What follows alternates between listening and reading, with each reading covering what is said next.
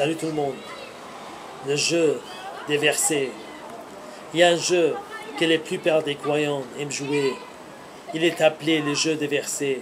Qui sait plus de versets par cœur gagne la partie.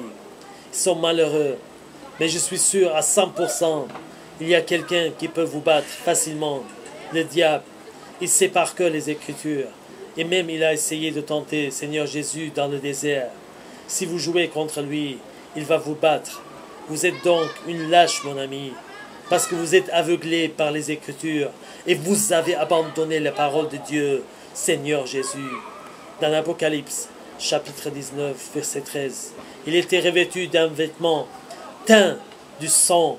Son nom est la parole de Dieu. C'est Jésus, la parole de Dieu. Ces gens sont éclairés par l'église de Babylone, aveuglés par les Écritures.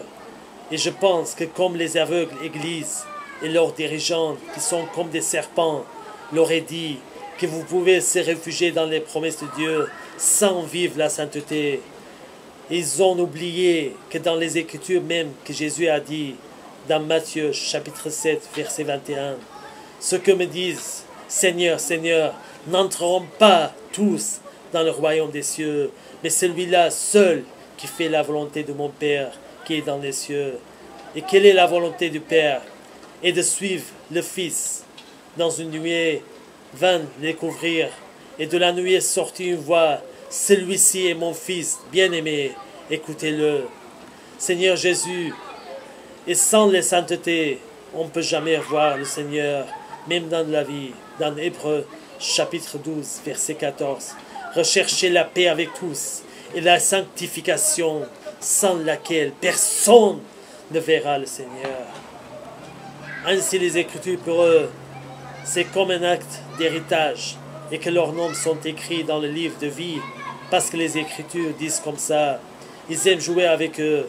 Non mon ami, seul Jésus peut vous confirmer si votre nom est écrit dans le livre de vie.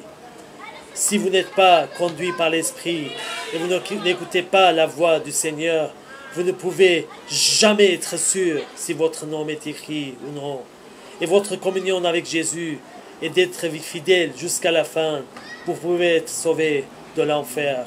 Alors arrêtez de jouer le jeu des versets et seulement obéissez à Jésus et soyez conduits par son Esprit.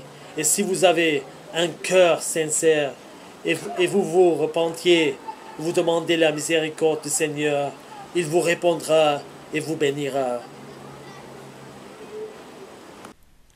Celui qui rend témoignage de ces choses dit, certainement, je viens bientôt. Amen. Oui, Seigneur Jésus, viens.